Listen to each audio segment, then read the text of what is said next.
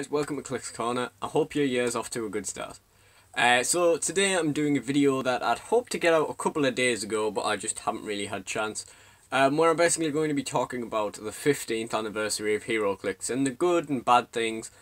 Mostly the bad things are going to come out here, but the thing to remember, like, before the start of this video is you're not necessarily going to agree with everything I say, and despite me complaining a lot, you know, this is the most I've ever engaged with the game this year, and although it is the most I've been able to engage by having money and such, and, you know, I do enjoy the game, so I'm not just complaining for the sake of complaining. What you really need to be asking yourself is, why is there so much to complain about? So, basically, the first thing I want to talk about is the sets. Okay, so the 10th anniversary gravity feeds, which was basically, there was a DC one and a Marvel one. They were really cool. They had a number of like very interesting sculpts in them. They had some really good dials in them. Like there was a blue beetle with 3 targets and Force Blast and Energy Explosion. And then when they changed the rules so that Force Blast did all knockback and then Energy Explosion does damage equal to these targets, he was doing like loads of damage to everyone and pinging them back miles. That thing was awesome. There was like really cool sculpts as well, such as the Superman where he's going into the phone booth, the Thing where he's in like a jacket and under like a street sign and stuff. You know, there was some really cool sculpts. There was some really great dials, and a lot of the stuff from those sets is still playable today. They clearly put the effort in to make the stuff in that set good. These chases in these sets were Skrulls in the Marvel set, which could have been zombies, but I'm not complaining because I like my Skrulls.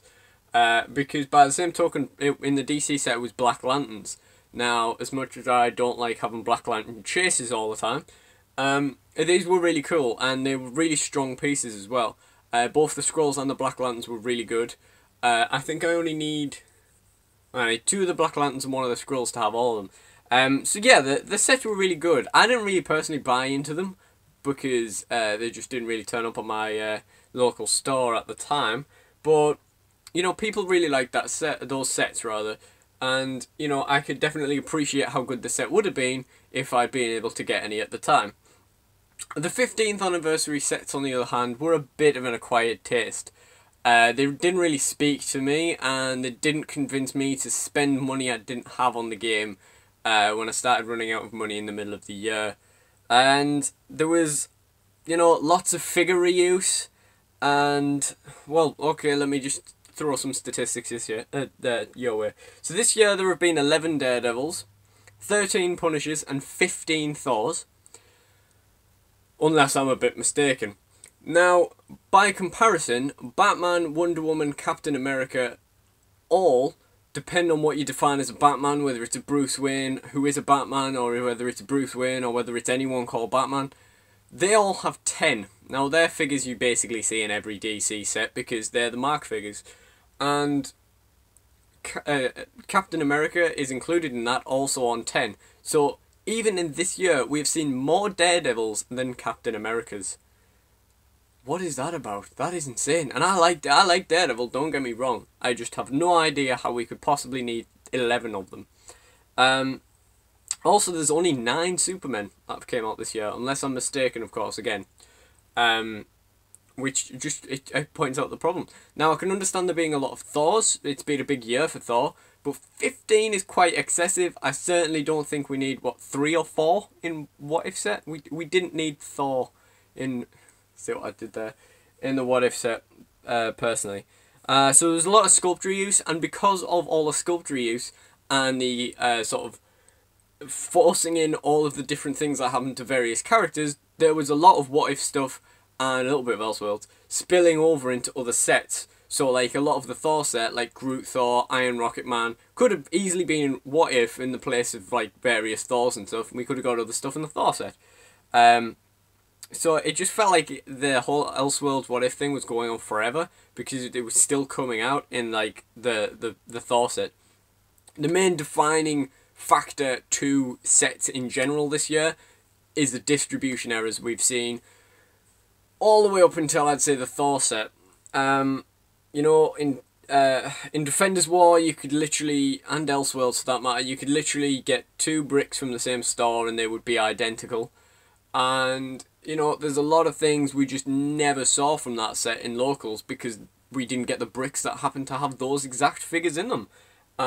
Like, we did see an Ultra Chase Deadpool, but we didn't see much variation. Basically, I think every brick that was opened from our Locals had a Colossus in it.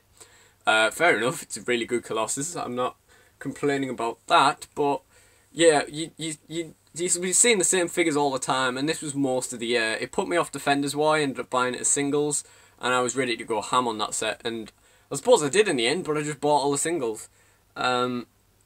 So yeah, distribution errors don't make it any fun, because as soon as you know they're happening, you just tune out, and you mark the set down as bad, and you buy what you want and you leave it, and it just lets the game down, and it makes stores not want to stock up on the product because everybody has said they're not going to buy it.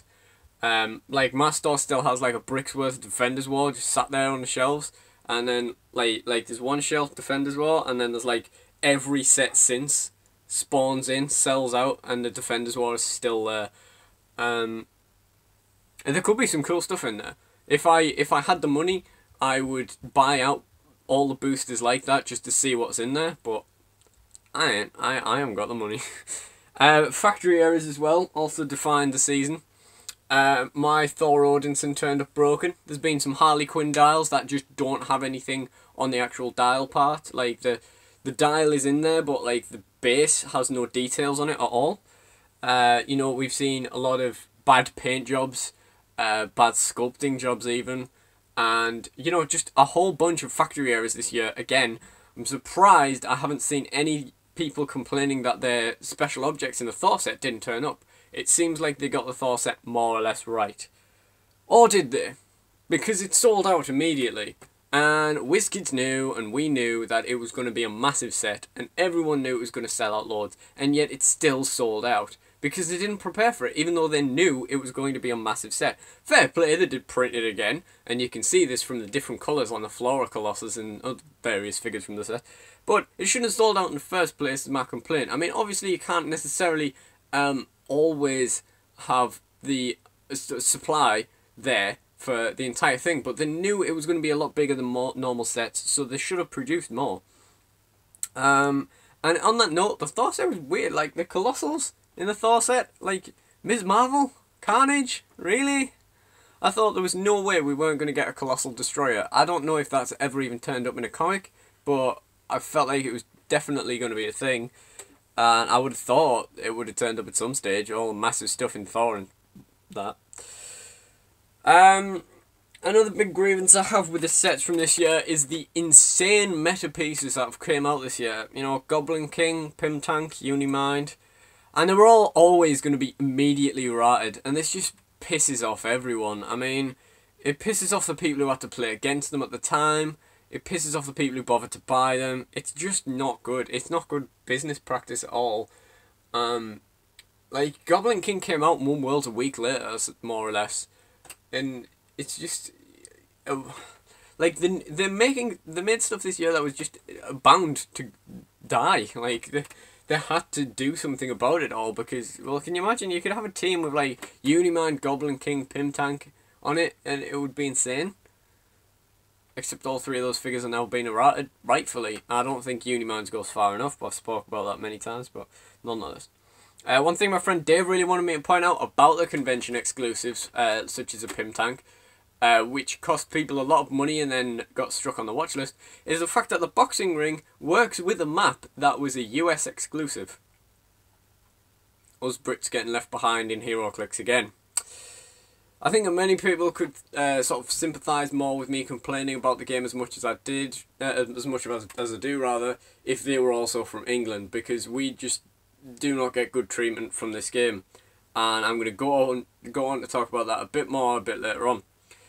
And I think, all in all, there was some unbelievable stuff this year, and I'm not complaining about most of it. I mean, there was some really awesome stuff. It was nice that they made special objects that are also cheap and easy to use. Like Blood Axe, I think, can make a lot of things really good. and you've got like knobbed mace, which is just going to get thrown at any team that's got 3 points left. Obviously, there's better examples. I'm just saying it's a very easy one to obtain, isn't it? And yeah, there was some really cool stuff in the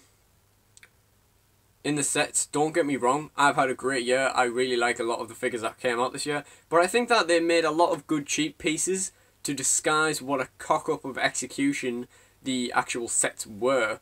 I mean, you know, I can't you can't don't quote me on this because I can't be 100% certain, but a lot of the time it seemed like they were compensating for how bad of the last set was because of distribution errors or whatever other problems, and because of that, that's why the next set came a bit more powerful. I can't guarantee that that was the reason, but that's how I feel it sort of goes. Maybe I'm just looking into it too far, but I don't know.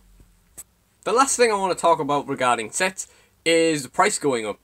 So, like, for example, it's been slowly rising for years. Like, you go and get a booster, it's like, oh, it's £10, yeah, sure. Oh, that's £10.89. Oh, okay, that's new. It's £11, that's £11.50, it's £11.80, it's £12, so on and so forth. It slowly rose. With Defenders War, that it took a new jump, where bricks went up like £30, I think, sort of. And for your extra £30, you could get none of the stuff you wanted. Because the distribution was so bad, for an extra £30, you could buy the same brick your friend just got and got nothing he wanted out of. And, there's obviously still going to be stuff in it, but it's not the stuff you want, and you can see there's more bricks anyway, obviously. But my point is, they increase the price for a still shoddy product, and it's no fun. Like I've already said, it's like the further they put the price up of boosters, well, super rares aren't increasing in price. So if you just want a super rare out of that set, you buy that super rare, because the boosters are going up, but there's no payoff to buying them. Well, there's less payoff to buying them. I still like getting a booster and getting something cool out of it, but if I know it's just going to be easier for me to buy the singles, I'll just do that. I mean, it's just easier. Like, for example, for the price of a new Defenders War brick, I got everything I wanted out of the set, including numerous super rares. So, that's all I can say on that. As the further they put the prices up, the more I'm just going to not buy boosters, And I'm not the only one. And another thing I'll say on that is that dice and token packs increased in price. But nobody gives a shit because no one buys them anyway. Next, I'm going to talk about OP kits. The Colossal OP kits, I think, were interesting. They were good for people who liked the look of them. I definitely wanted to play the Invisible Plane one, but I didn't really have the money at the time. I didn't want to play the set because it was Elseworlds or What If or whatever. Because that's the thing, by the time we actually got round to our sealed events, whatever set it tended to have whatever set was supposed to have been there, people either didn't want to play or we didn't have in stock anymore. So we had to play like whatever set. So even if I rocked up to the Invisible Plane OP kit and then found out I didn't want the set, I could just buy the plane instead. It's the same thing as the boosters. And ultimately, for people like me who couldn't afford to play sealed like every month for things they didn't particularly want, then it just wasn't worth doing. And when it involves sets you don't particularly like, then you just leave it, and if you want it, you buy the single. None of which I have bothered to do, actually, because I got money back, and then I lost, I ran out again. Mostly due to lending it to my parents. I'll say I'm not particularly bad with money, but yeah, like I personally couldn't afford the Colossal OP kits, and I know sealed play does just disinterest a lot of people, especially if they don't have the money for it. So that's my thoughts on that. And on that note, we did not get an OP kit all year that came on time. Not a single OP kit this year came on time. Now and then you get one or two, but most of the time in England they are late. And in this particular year we didn't get a single one on time. So you'd rock up one week and be like, we must have that by now. Nope, it's nothing on. And then my venue got really weird and started pulling random pricing out of its ass. And then, so you wouldn't turn up because there was no OP kit, and then like there's a Necronus prize. And you're like, what? But, you know, whatever. I have a feeling that that price support came with like Sidekick Night stuff and just sort of went to stores, right, get rid of that somewhere. But could be wrong. No Christmas OP kit. This is a big problem for me and probably me only, because I think the Christmas OP kit is the best one of the year. I think it's, you know, it's really fun. If you check out my Christmas special video, you'll see how much like my locals gets into the whole spirit of things, except Tomo, who won. And, you know, it's just a disappointment that we didn't actually get a holiday figure with it. We got the Harley Quinn, which was okay, I suppose. And where did Dracula go? Like, the Uncanny Avengers OP kit was like one of the most anticipated ones of the year, I think. But why did they decide to take Dracula out of it? The only scary Halloween part to it, after they decided to knock it back to October. I don't understand. Now the Scarlet Spider it got replaced with was insane, and it made my locals go mental. So much so that I didn't turn up that week because I was just like, okay, I'll be honest with you. I wanted to stay in bed. And I felt like with the stuff people were bringing and the fact I hadn't already prepared a team, I felt like I was just not going to get anywhere. And I thought the Brother Voodoo and Synapse were really disappointing pieces. So I didn't fancy getting them. So I just didn't get out of bed. And yeah, just left it. And the last thing I want to talk about is Sidekick Night. Now this was brilliant, more or less. It was really fun playing with, well, I skipped the first one. I can't remember why, but there was a Jack Frost in the first one, so I ended up trading out my nose for that. Then the second one I wasn't going to let slide, and my locals made it so that my dad could enter. And we used a team of Dreadpool, Hitmonkey and John Greycrow and smashed it. That was a really good day, and we got White Lantern, Batman and Vampire Wolverine as prizes, which is pretty cool. And then in the last month I brought my friend Kyle, and our team did not do well at all. We came last. We didn't get any points that day, I don't think. No, wait, we got 70 points that day.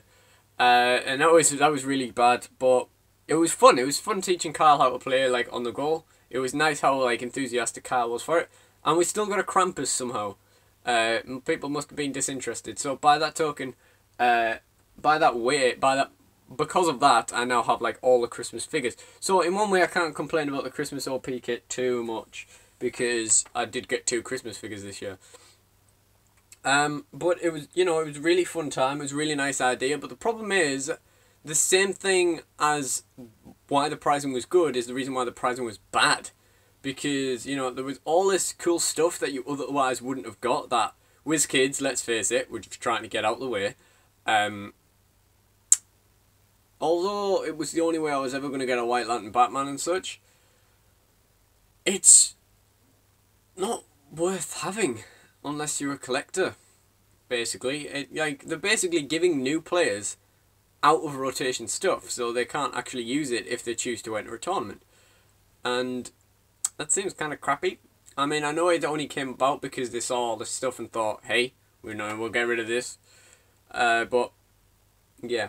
And the worst part about the Sidekick Night is that they promised for everyone who completed 2 out of 3 months, basically a 300-point Avengers team with an Iron Man, a Captain America and a Thor in it. They're really cool pieces as well. They're really good. They're really good for beginners too. You know, the idea is it gives them a 300-point team they can just use straight away. And they still haven't turned up. So, don't know really what's happened with that. But you can see what I mean. England, OP kids don't turn up on time. And, you know, it doesn't make you any more fond of the game. And the last thing I sort of want to talk about is rules changes. Now, this isn't a long section on my little document of notes. And basically we've been waiting 3 years for a new rule book, only for it to come out and be errated 4 days later.